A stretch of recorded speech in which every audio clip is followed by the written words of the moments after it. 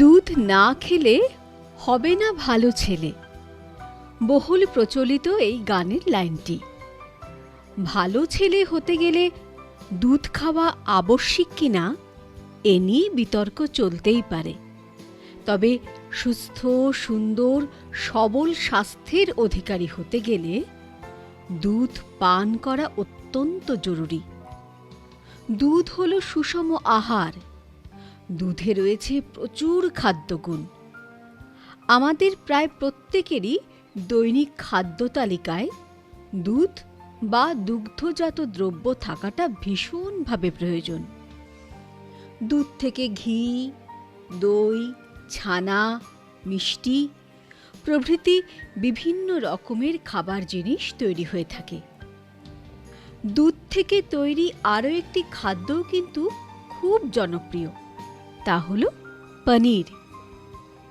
শিশু থেকে বৃদ্ধ, নিরামিষ ভোজী থেকে আমিষ ভোজী সব ধরনের খাদ্য রসিকদের মন জয় করে নিয়েছে পনির দিয়ে তৈরি বিভিন্ন লোভনীয় পদ।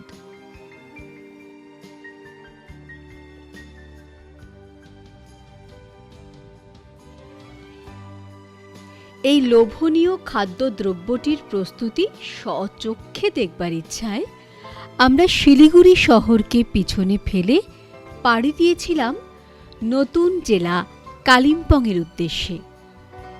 পথের সাথী হল মোহময়ী তিস্তা। পাকদণ্ডী বেয়ে মল্লিকে বাহাতে রেখে ডান দিক ধরে চড়াইয়ের পথে কালিম্পং। এই কালিম্পং জেলাতে তৈরি হচ্ছে পনির। দুধ থেকে পনির তৈরি করতে কিছু সতর্কতা গ্রহণ করা প্রয়োজন। এ সম্পর্কে জানালেন দার্জিলিংয়ের কৃষি বিজ্ঞান কেন্দ্রের বিষয়বস্তু বিশেষজ্ঞ doctor Rakesh Roy. Hygienic milk production and its processing, মানে স্বচ্ছ দুধ উৎপাদন এবং তার প্রক্রিয়াকরণ। এইসব করে আজকাল গ্রামের যুবকরা বা কৃষকরা বেশ ভালো কিছু আয় করতে পারেন। এখানে খুব গুরুত্বপূর্ণ ব্যাপার সেটা হলো স্বচ্ছ দুধ উৎপাদন। স্বচ্ছ দুধ উৎপাদনের জন্য যেটা খুব জরুরি সেটা হলো গরুর গোয়ালটা পরিষ্কার রাখতে হবে। বেশ কিছু সাবধানতা মেনটেন করা উচিত, যে সময়টা আমরা গরুর দুধটা দোয়াচ্ছি, যেমন গরুর বাটটা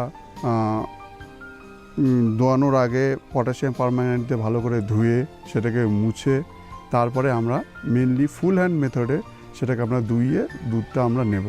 যে দুধ যেখানে নেব সেটা সবসময় পরিষ্কার রাখতে হবে এবং নেওয়ার আগে সেটা ড্রাই থাকা বা শুকনো থাকা খুব দরকার। দুধের কন্টেনার থেকে অনেক কিছু জীবাণু থেকে দুধ নষ্ট হতে পারে বা সেখানে দুধ খারাপ হতে পারে। সেই জন্য পরিষ্কার পাত্রে আমরা সবসময় দুধ নেব। আরও একটা ব্যাপার যেটা হয় সেটা হলো গরুকে পরিষ্কার রাখা, গরুর গায়ে যেন কোনো রকম নোংরা না থাকে যেটা থেকে গরুর দুধে আসতে পারে। দুধটাকে ফোটানোর আগে বা যেই পাত্রে আমরা দুধটাকে ফোটাবো সেখানে ঢালার আগে যেই পাত্রে আমরা দুধটা দোয়ালাম সেখান থেকে নিয়ে একবার ছেঁকে নিয়ে পাত্রে ঢালতে হবে, যাতে ওখানে কোনো খড় বা অন্য কিছু নোংরা ওতে না থাকে। দুধটাকে কড়াইয়ে ভালো করে ফুটিয়ে সেই গরম দুধটা একটা পাত্রে রেখে সেই পাত্রে মাত্রা মতো সাইট্রিক অ্যাসিড মিশিয়ে ছানাটাকে ফাটাতে হবে। সেই ছানাটাকে ফাটানোর সময় ভালো করে সাইট্রিক অ্যাসিডটার জন্য মেশে লাঠি দিয়ে ঘেটে ঘেটে সেটা করতে হবে। এবার ছানাটা ফেটে গেলে সেই ছানাটার উপরের যে জলটা সেটাকে ছাঁকনি দিয়ে ছেঁকে তারপরে যেই ছানাটা একটা পরিষ্কার পাত্রে একটা কাপড়ের মধ্যে দিয়ে নিয়ে সেটাকে আমরা রাখি বা রাখতে বলা হয়। এবার সেটা করার পরে সেই পনিরটা নেওয়ার পরে সেই পনিরটা একটা শেপ মতো নিয়ে সেই শেপের মধ্যে একটা ভারী কিছু লোহার বা পাথরের একটা দিয়ে সেটাকে চাপ দিতে হবে বা চাপ দেওয়া উচিত। কারণ কি, চাপ না দিলে পনিরের যে শেপটা সেটা আসবে না। যেহেতু পনির প্রক্রিয়ার ব্যাপারটা পুরোটাই আমরা খাই বা ডাইরেক্টলি খেতে পারি, সেই জন্য স্বচ্ছতা মেনটেন করাটা খুব দরকার বা পরিষ্কার পরিচ্ছন্ন মেনটেন করা খুব দরকার। সেই জন্য বাসনগুলো পনির সব প্রিপারেশন হওয়ার পরে ভালো করে আমরা ধুয়ে এবং ভালো করে রেখে সেটাকে পুরোপুরি ড্রাই করে নেওয়াটা খুব প্রয়োজন। সাবান দিয়ে ধুতে হবে বাসনটা এবং রানিং ওয়াটারে সেটাকে ধোয়া উচিত। যেখানে পনিরটা তৈরি করা হয় বা যেখানে পনিরটা আমরা তৈরি করব, সেই ঘরটা সবসময় পরিষ্কার পরিচ্ছন্ন রাখা উচিত। পরিষ্কার পরিচ্ছন্ন রাখার জন্য ওখানে ফিনাইল দিয়ে ভালো করে ধুয়ে বা আরও যেটা ডিসইনফেক্টেন্ট আছে সেগুলো থেকে ধুয়ে বাসনপত্রগুলো ধুয়ে একটা ড্রাই জায়গায়, শুকনো জায়গায় রাখতে হবে। গরুর স্বাস্থ্য মেনটেন করার জন্য রেগুলার ডিওয়ার্মিং মানে কৃমিনাশক ওষুধ দিতে হবে, সঙ্গে 3 থেকে 4টা ভ্যাকসিন, যেমন খুরাই বা এফএমডির ভ্যাকসিন, যেমন গলা ফোলা বা এইচএসের ভ্যাকসিন বা বিকিউ এর ভ্যাকসিন বা যেটাকে আমরা ব্ল্যাক কোয়াটার বলি সেটার ভ্যাকসিন সময় সময়ে বর্ষার আগে দিতে হবে। গরুর ভালো দুধ হওয়ার জন্য একটা জিনিস, খাদ্যটা খুবই গুরুত্বপূর্ণ।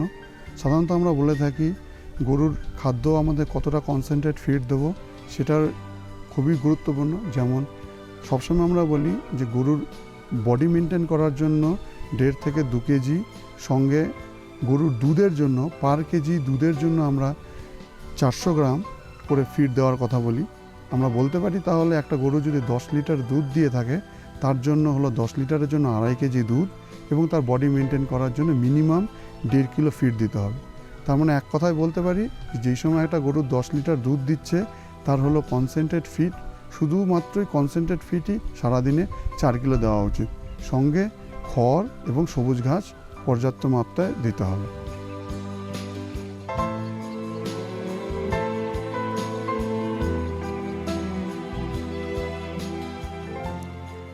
গো পালন করে দুধ বিক্রির সাথে সাথে দুগ্ধ প্রক্রিয়াকরণের দ্বারা পনির তৈরি এবং তা বিক্রি করে অধিক লাভবান হওয়া যায়।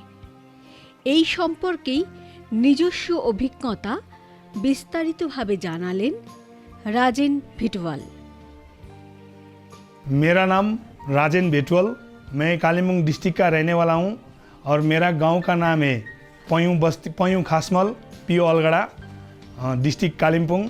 और मेरा दादाजी के समय से ही मेरा दूध का काम है, जो मैं गाय से दूध लेता हूं दादाजी के समय से। अभी मैं डायरी का काम कर रहा हूं और मेरा डायरी में मैं पनीर बनाता हूं और मार्केट में ले जाता हूं। मेरा मार्केट कालिम्पोंग, सिलगुड़ी और सिक्किम में है। अभी मेरा बहुत अच्छे से चल रहा है और मैं दूसरे का भी बोल रहा हूँ, वो लोग भी ऐसा काम कीजिए।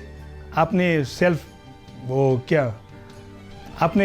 अपने काम कीजिए। सेल्फ एम्प्लॉय के लिए वो लोग काम करने के लिए मैं बोल रहा हूँ। दूसरे लोग को भी सर्विस नहीं मिलने से भी हम लोग को ये रोजी रोटी होता है, अच्छा कमाता है हम लोग। मैं बाहर से भी दूध खरीदता हूँ और मेरा अभी 1400-1500 लीटर दूध है। अभी मैं 1400-1500 लीटर दूध का काम करता हूँ। अभी मेरा जो स्टाफ लोग है, मैंने जो काम किया है उसमें गांव का आदमी लोग को भी बहुत फ़ायदा है, क्योंकि मेरे पास अभी 10 जन काम कर रहा है, 10 लोग है अभी काम करने के लिए। उन लोग का भी रोजी रोटी हो रहा है, उन लोग का घर चल रहा है, बच्चे लोग का भी वो लोग यहीं से कमा के काम कर रहा है। अभी मेरा अपने गाय में मेरा पर डे अभी 9 ठो गाय है, मेरा 140 लीटर दूध होता है और 140 लीटर दूध में मुझे पर 30 रुपये लीटर करके मैं दूध देता हूँ।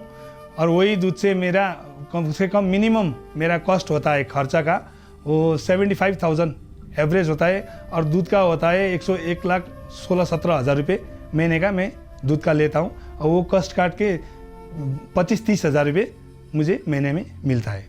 और मैं दूसरे लोग को भी बोलता हूँ, वही नौकरी नहीं मिलने से भी कुछ घबराना नहीं, काम करने से सब कुछ हो जाएगा। वो डायरी का काम स्टार्ट कीजिए, आइडिया हम लोग दे देंगे।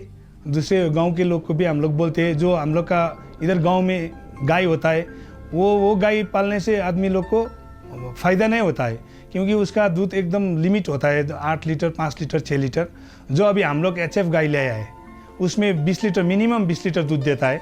इसलिए आदमी को भी बोलता है, बोल रहे हैं हम लोग वैसा वाला गाय लेके पालिए और अपना क्या बोलेंगे, अपना वो अपने आप को आगे बढ़ाइए, ऐसा बोल रहे हैं हम लोग। हम लोग का वो एनिमल हस्बेंड्री से बहुत हेल्प मिलता है। वो लोग को वहाँ से डॉक्टर लोग आता है, देखता है गाय लोग को, कोई बीमार होने से भी हम लोग फ़ोन करते थे, वो लोग आ रहे हैं और वो लोग आके अच्छी तरह से हम लोग को एडवाइस देता है, ऐसा कीजिए बोल के। अभी हम लोग का उन्हीं लोग के एडवाइस से हम लोग काम कर रहे हैं और हमारा काम बहुत अच्छा चल रहा है।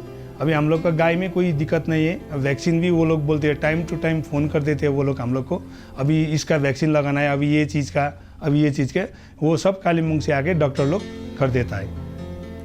পনির দিয়ে তৈরি বিভিন্ন লোভনীয় পদ শুধু আমাদের রসনাকেই তৃপ্ত করে না, সাথে সাথে শরীরকেও পুষ্টি প্রদান করে।